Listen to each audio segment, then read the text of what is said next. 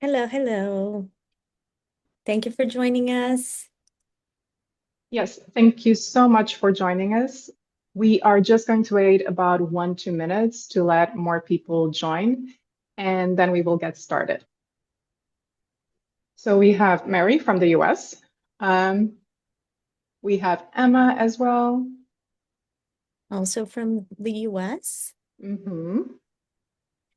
Hi, Jimena from Mexico. Hello, Jaime. I know who you are. Also from Mexico.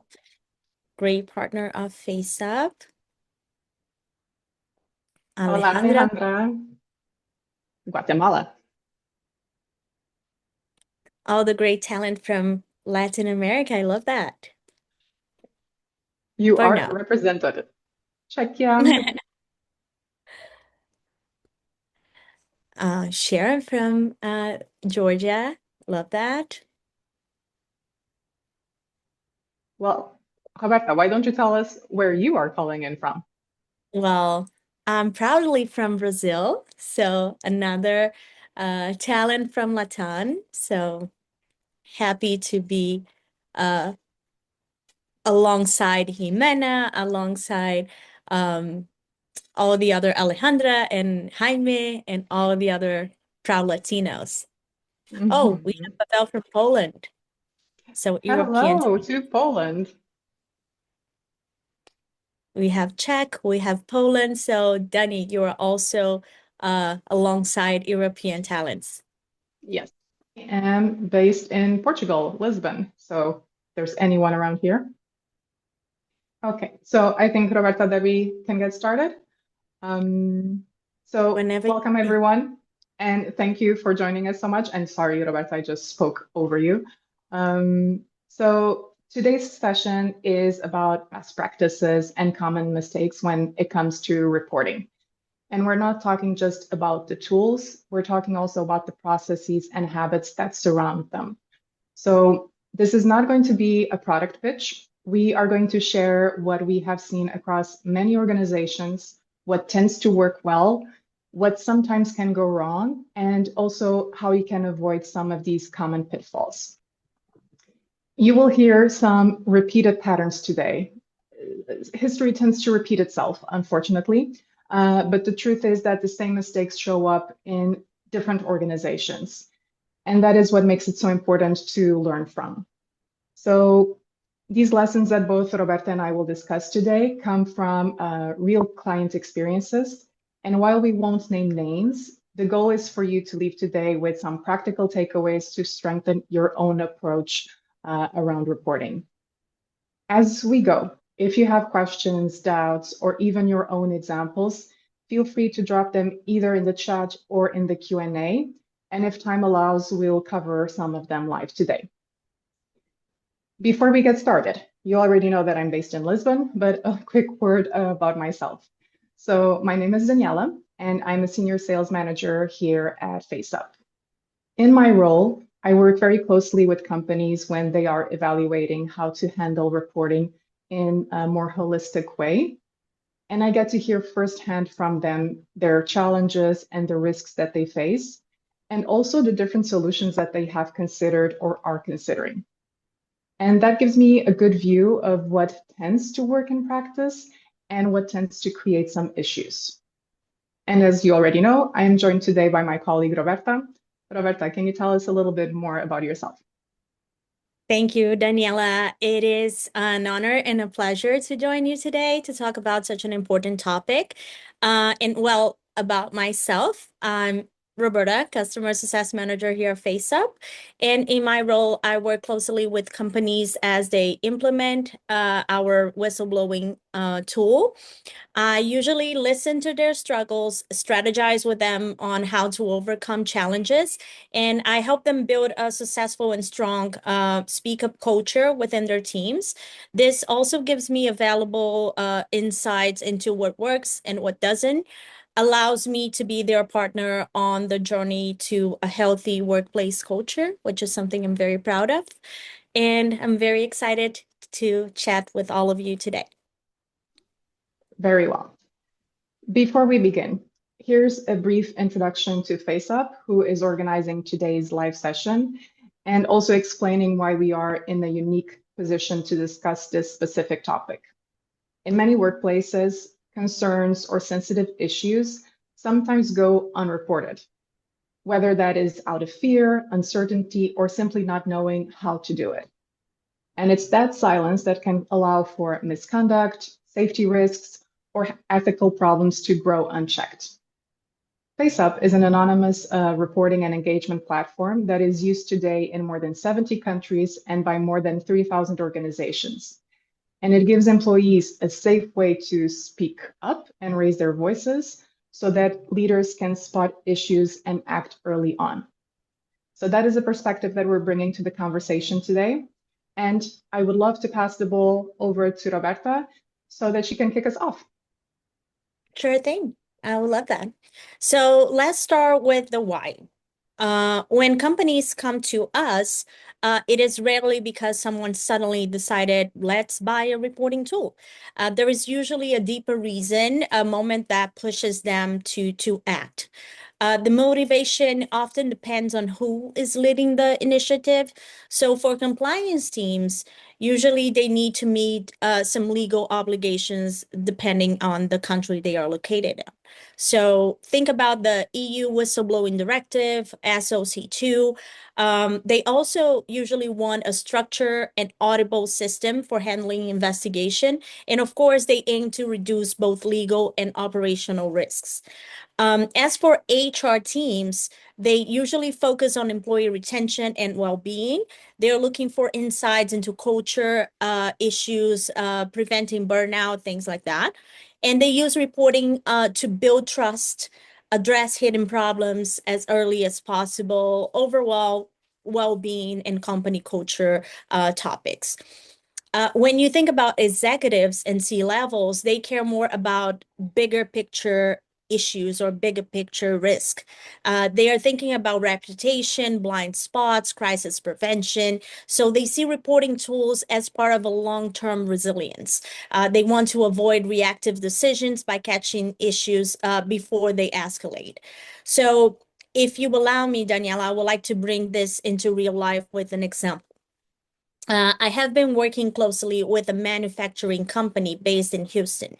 Not going to name names, but they have around 3,000 employees and have had a health and safety incident that escalated quite quickly. Employees had raised concerns before months ago, but then without the formal process, those warnings, they never went beyond the local manager. When they finally roll out a centralized reporting tool, the company they could finally start receiving early alerts on the safety issues and misconduct, of course. So leadership could finally see the patterns across different sites, which help them act a little bit faster and rebuild the trust. So that's usually a good starting point to discuss to start a discussion on how a centralized and anonymous trustworthy tool comes in handy to prevent crisis and bigger issues. Right, Dunny? Absolutely. And I think you were very spot on the three main stakeholders that we see from compliance to HR to executives and the importance of spotting these issues earlier. The earlier, the better, then they don't grow and become even worse issues later on. Mm-hmm. Now that we know why typically organizations are looking into a reporting tool, let's look at what can actually go wrong and why. So from our work with the thousands of our organizations that we already mentioned, there seems to be some clear patterns that emerge over time. There is a tool in place, but no one is using it. And even though some people that I speak to think that that's a good thing, it's not necessarily so. And in these cases, as Roberta already mentioned, it ends up not bringing the insights that leaders need to hear earlier on. So some of the most common pitfalls are low or no usage, and that can be because there is something in place, no one is using it, and it typically comes down to lack of visibility or a lack of trust in the system. When employees don't trust the system, sometimes it is because anonymity is not clear. They don't understand what it means, how it works. There might also be no visible follow-up process. Okay, I report here, but what happens next? It's also important to educate people on this. And finally, it sometimes feels more like a checkbox exercise and not a meaningful channel for change. Another issue is when ownership is not clear, and that goes back to the follow-up process. If no one truly owns the reporting piece, cases will sit unread, trust will fade, and you will not be able to leverage the insights in an impactful way. And then something else that we will mention, I think, quite a few times during the webinar today is to have a one-time launch and no follow-up. So you announce the tool with a one policy update or an email, and then it's never mentioned again. And without the reminders and the reinforcement, these things quickly fade into the background.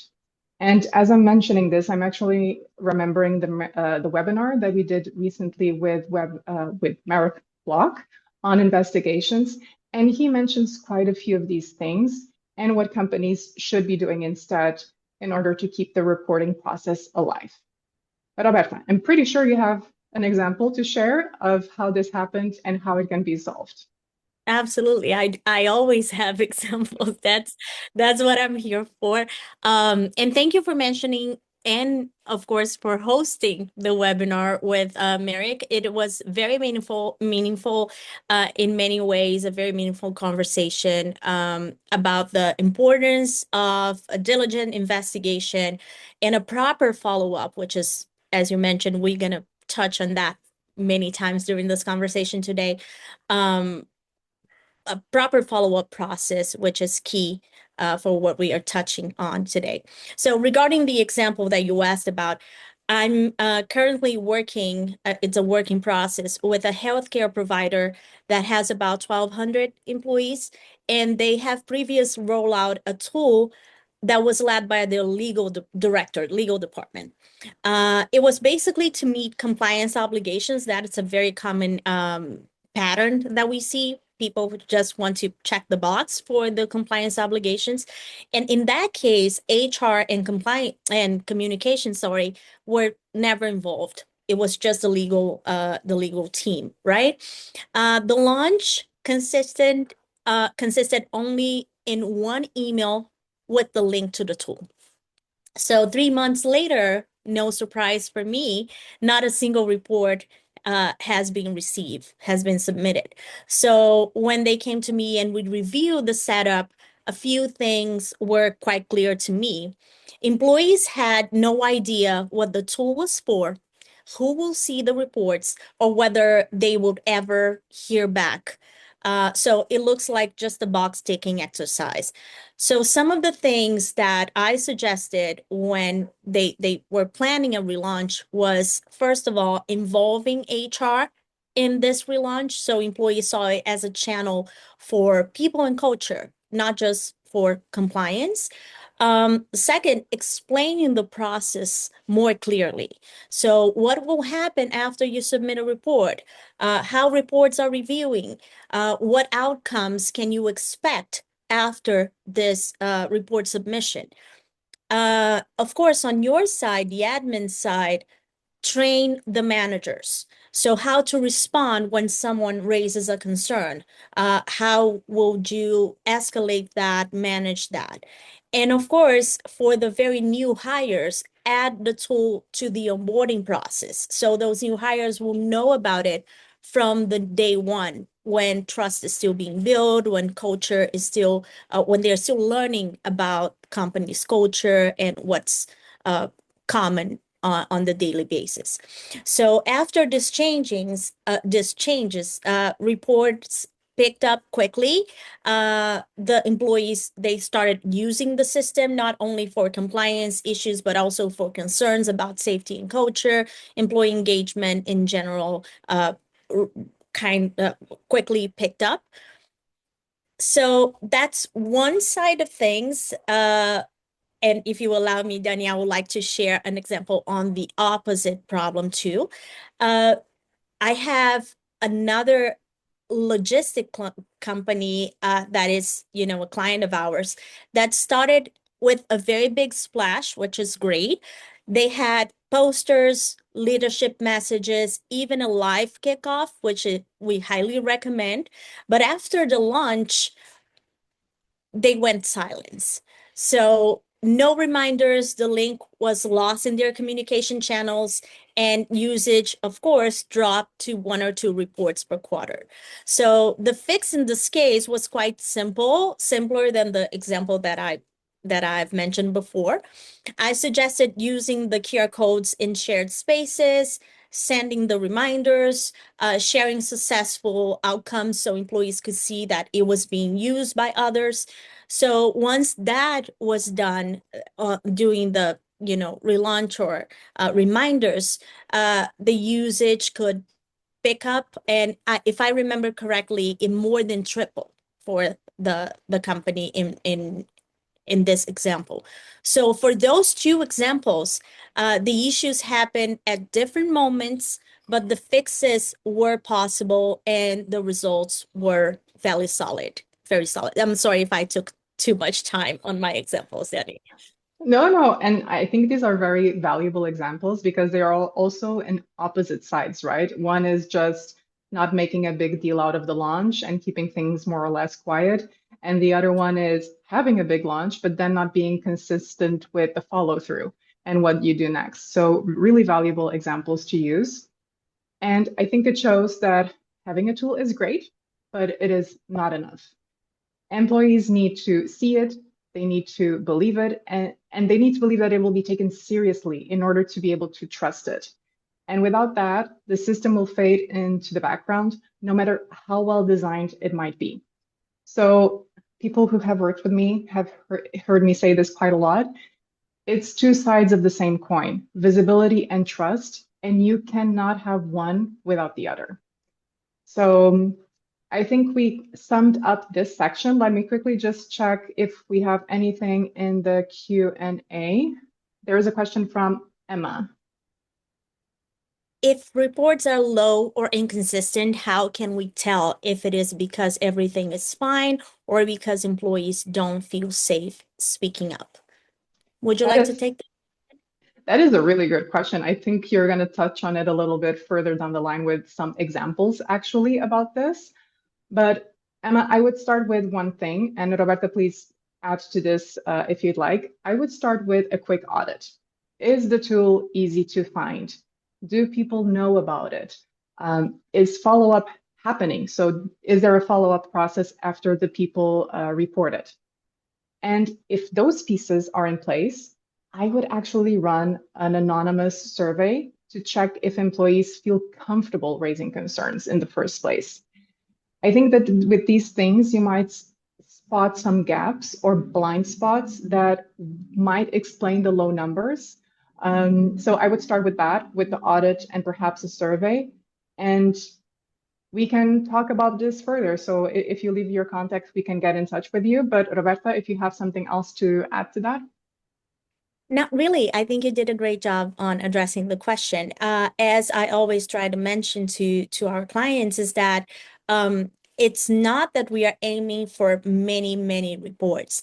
We are aiming to make sure that we have built a very solid avenue for the reports to come if there is something to blow the whistle about, if there is something to be reported. So as soon as you make sure, as long as you make sure that the avenue is well built, is well structured, everybody knows about it, everybody is aware on where to find the link to report, everybody knows how to use the system and is aware of how the follow-up will happen, who will handle, or how it will be handled, then you can rest assured that everything is going to be in place if everyone knows how it will be handled. But other than that, maybe you should be concerned, but the survey is a great tip, Danielle. I think that's the best approach for this kind of scenarios. Mhm. Yes, absolutely. So audit and then survey, 2 steps. So We looked a little bit at what can go wrong and also why it can go wrong. So let's flip the script here a little bit and talk about what can actually make a reporting process successful. So, as you know, in our work, we see that teams that get real results don't just get a tool, cross their fingers, and hope for the best. They actually make a real effort to build trust, to keep it visible, and to make it part of the culture, not just a policy. So, here are a few of the things that we see successful teams doing consistently, and consistency really is a keyword here. So, a few things. As Roberta already mentioned in her example, treating launch like a campaign. It shouldn't just be a compliance announcement. It should be a real visibility effort. So if you are on site, have posters in shared spaces. If you are hybrid or remote, keep it on onboarding decks, team calls, QR codes, even short videos just showing how the tool and the process will work can be really valuable. So this launch moment really matters because it will signal to your employees how serious you are about it, and it will set the tone for the future. The other piece here, and I will say that this is a domino effect, is to show what happens after someone reports. People will be more likely to speak up when they know what to expect out of it. Explain the flow, who reviews the reports, how it is being handled, and when follow-up will happen as well. And if possible, share anonymized outcomes, keeping confidentiality. Don't name things that you shouldn't, but things like, we changed this because we heard this feedback. And again, I will point out to Marek's webinar because he did cover a few of these things. Roberta, what else can people do? Well, as you mentioned, it's all about being clear. You report, this will happen. That's how we do things. Works like a charm. In that topic, it makes sense to start this educational process on day one by making report part of the onboarding. So every new hire learns about it on day one when trust is still, forming, when people are still understanding the company culture, the values. This will for sure normalize usage and shows that raising concerns is encouraged from the very start. And after that, of course, most successful companies promote it continuously. So gentle reminders through newsletters, all hands, Slack channels. It's not about doing like overdoing it. It's about being consistent. Consistent enough that people don't forget it exists. As Daniëlla mentioned, consistency is key in all the successful companies that we've seen so far. Very, very true.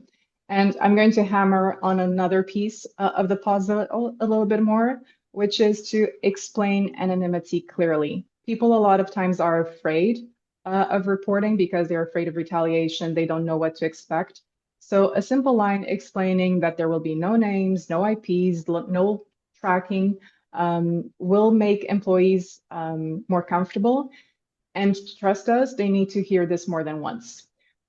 And finally, the last piece of the domino would be to broaden the scope. It should not just be about fraud or harassment. It can also be about feedback, suggestions, or things that just feel a little bit off. And this shift will make things go from just punitive to also constructive and positive. And I think that as we were prepping for this, Roberta, you have an example to share about it? Yeah, yeah, I do.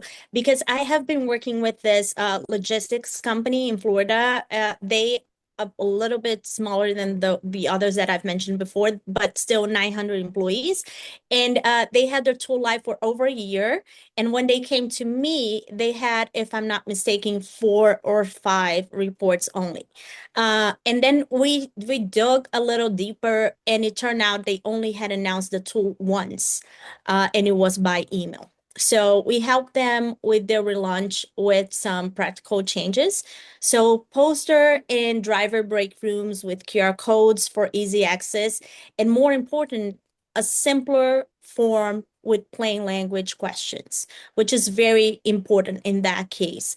Um, as I mentioned before, and I'm not sure if everyone, it's matching this energy, but either your form or your hotline, whatever channel you're using for reporting, they need to match your company's verbiage, message, and overall, energy.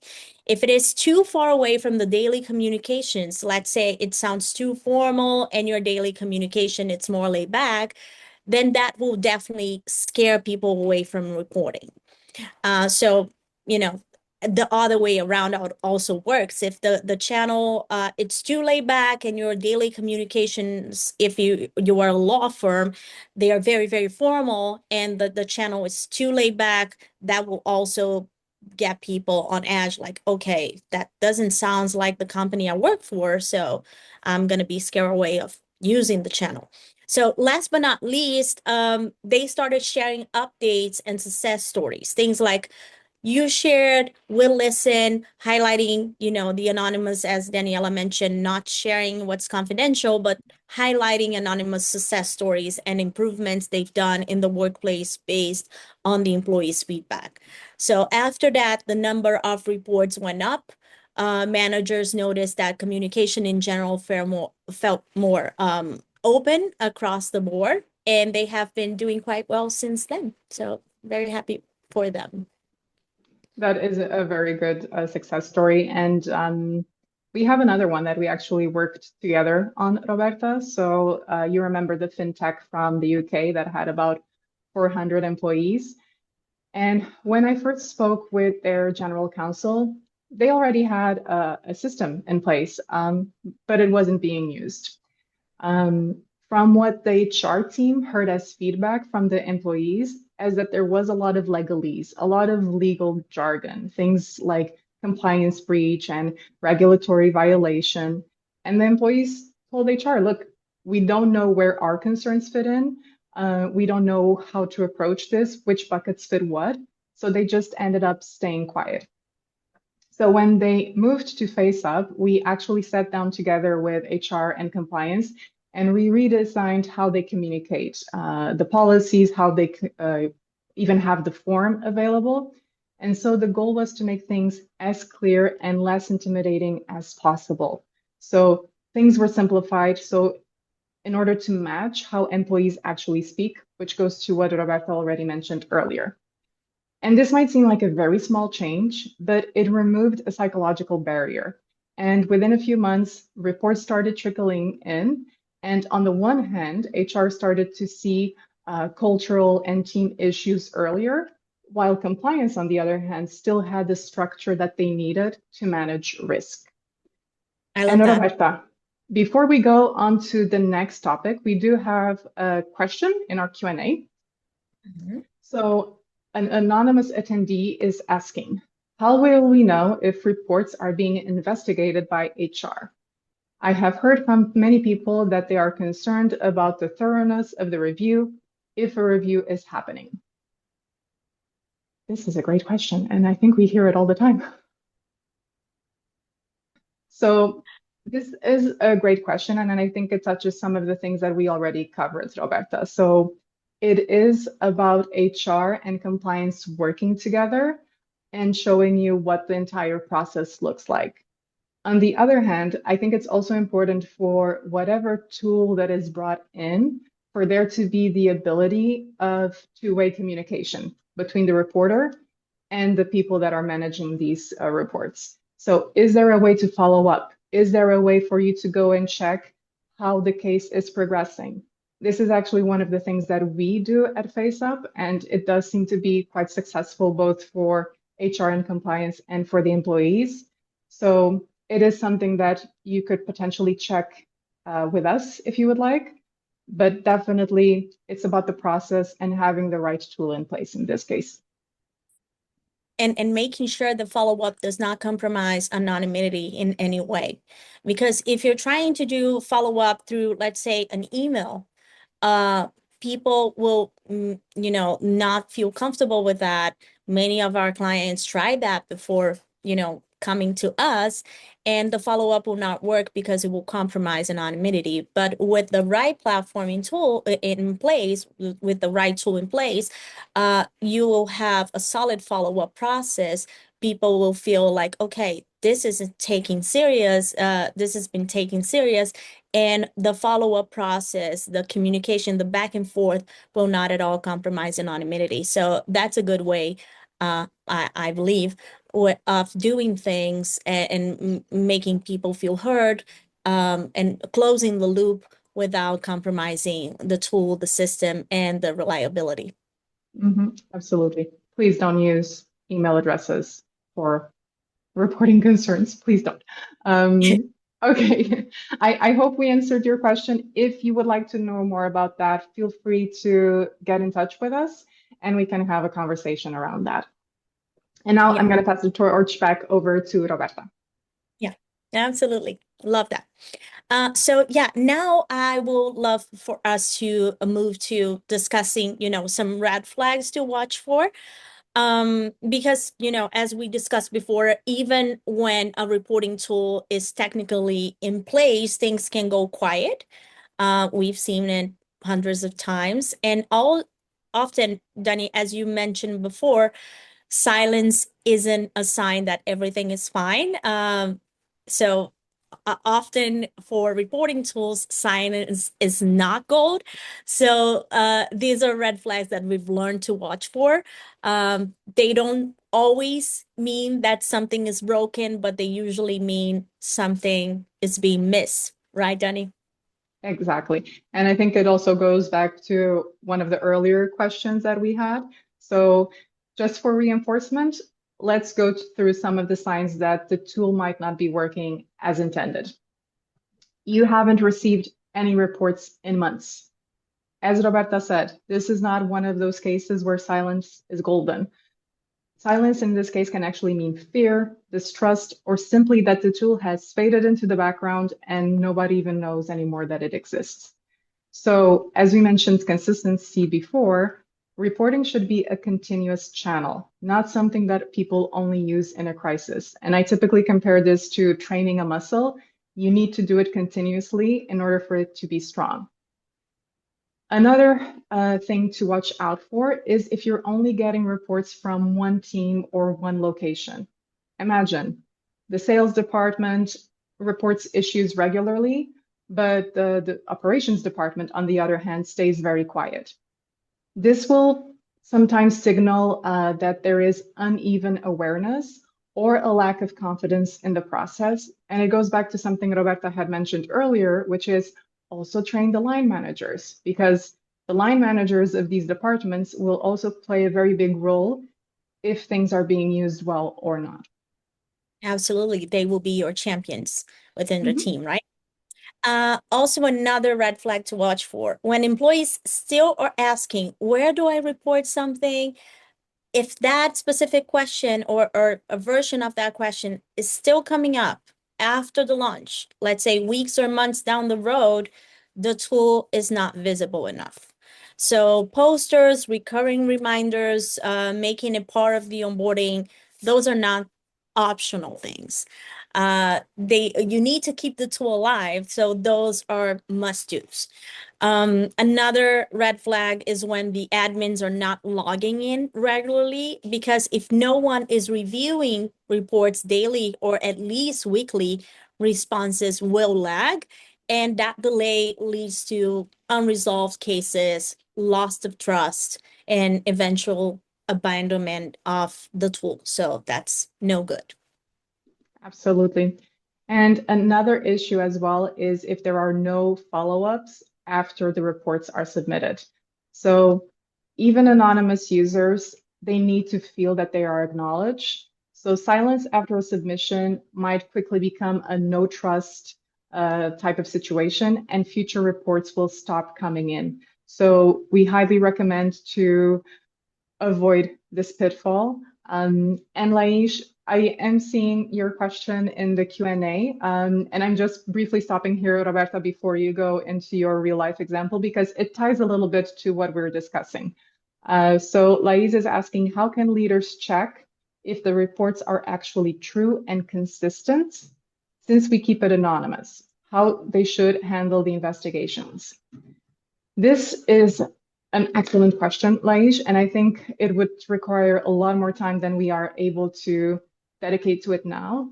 The first step that I would recommend for you is to actually check the webinar we did with Merrick Block. I know we've mentioned it a few times already, but it was dedicated to investigations specifically. So I would definitely start there. And then if you want, we can also have a conversation either with me or with someone else in the team to discuss your specific situation and how you could potentially do this. Okay? Roberta, anything you would like to add before you go to your example? Not necessarily. I just love the idea that we have some specialists on investigation. So Merrick is one of them, and we have some people that have great insights, so we can point lights in the direction of those people.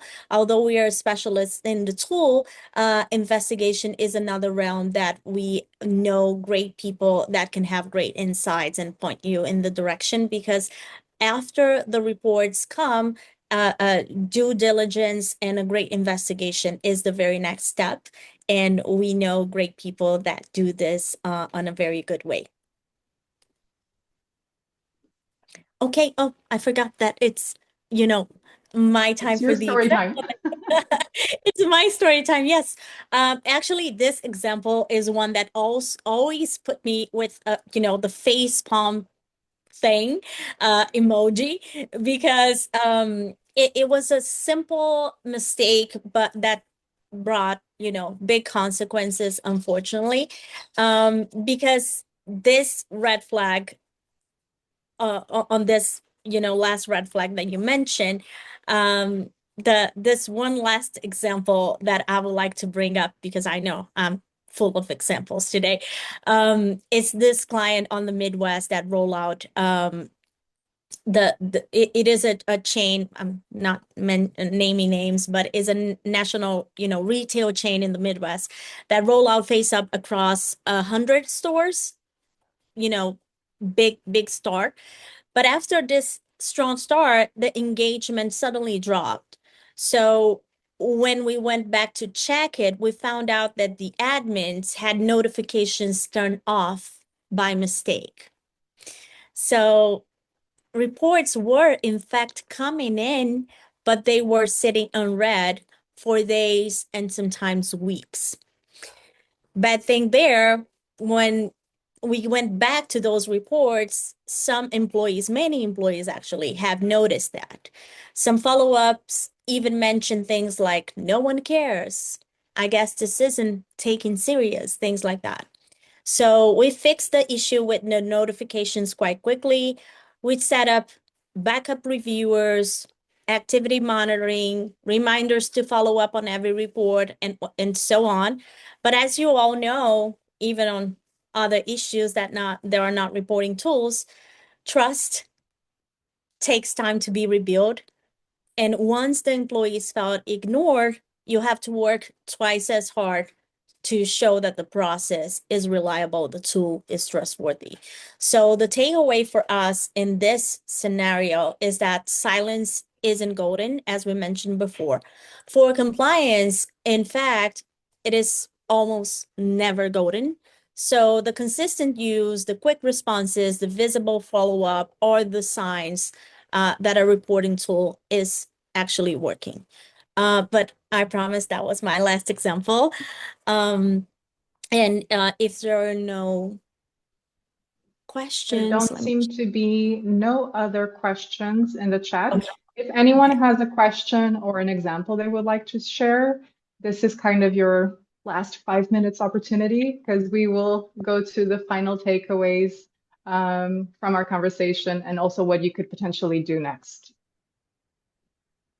So we will check again the questions in a little bit, but in the meantime, before we close, let's quickly recap what we covered and what you can also do right away to get more value from whatever system you have in place now. To recap, why do companies implement reporting tools? It typically has to do with compliance obligations, HR insights, and also executive level risk mitigation. What can go wrong and why? A lot of things. So it can be about low usage, lack of trust, poor visibility, unclear ownership, no follow through. So these are a few of the issues that we see. What will actually work is treating launch like a campaign, building trust through transparency, and make it part of your onboarding and reinforce it with small and consistent reminders throughout, not just once. A few things that you could watch out for is silence, uneven usage, or a lack of follow-up. These are all signs that your system might not be working as intended for you. Straight up to the point of everything that we discussed today. So thank you for this wrap up, Dani. So yeah, what to do next? So let's start with those of you who already have a tool. First thing that we recommend is to review usage. Ask yourself, are people actually using it? So that will lead you to the direction, is it being used enough? Is it working the way it should? Second thing, revisit visibility. Is it easy to find, easy to trust? People know where to find the tool. People know where the link is. Refresh communications is the third thing. So adding reminders, included it in onboarding, share success stories, closing the loop. And fourth, I would say assign ownership. Make sure someone is always reviewing reports, making it consistent, closing the loop, sharing success stories, as we mentioned before. If you assign people that will be doing those things, then the communication process will be very smooth. And of course, for those of you who still are planning to get a tool, don't have a tool in place right now, but are planning to get a tool, let's start very simple. Focus on usability, employees' trust first, culture change. It's something that needs to be built. And of course, talk to us. We are happy to explore what might work for your organization, but no pressure there. Very good points there, Roberta. Before I close things off, I see in the chat from Jaime, what best practices can you recommend to consider regarding ROI on these mechanisms? Jaime, you never ask easy questions, do you?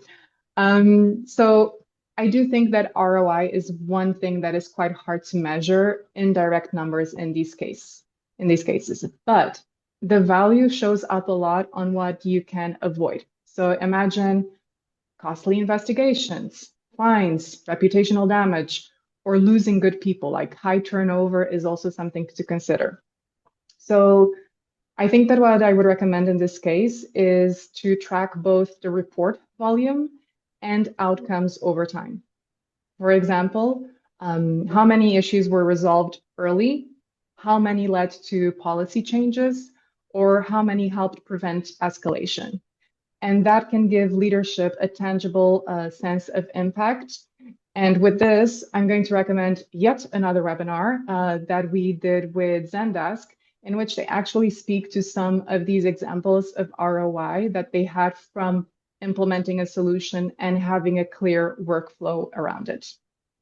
So I hope I answered your question there, Jaime, but we can go into more detail, and that probably warrants a separate conversation as well. And there is something else. Sorry, yeah. Dani. Just one thing. If you think about cost per hire as a metric, right? The cost per hire is one of the things that HR teams struggle with because it takes some time, it takes some energy, resources, and whatnot. So if you check after implementing a tool like that and changing company culture, employee retention, if you keep your best people and don't have that much employee turnover, that's a great metric for you to check, and the best practice of having, a solid tool and a change of company culture will get you the ROI that you're looking for, just to not spend that much on hiring new people if you don't need to grow your team. If it's just replacing people, you are saving on cost per hire. You are saving on, of course, preventing fraud, and so on and so forth. So I was just gonna mention that one. Absolutely. Um, Before we close, we have one more question from Dennis. He is asking who would be the best investigators in this case. And I would have a follow-up question for you, Dennis. Um, I don't remember what we were specifically talking about when you wrote this. So this case can mean a lot of things. What I typically see, and I think Roberta will agree with me, is that things are not typically solved in a silo. And when people are doing investigations, you will typically pull in people from several teams. You will see compliance and HR working together to investigate cases. But what is very important to mention here, Dennis, and again, I know I sound like a broken record, but I will refer again to the webinar with Merrick.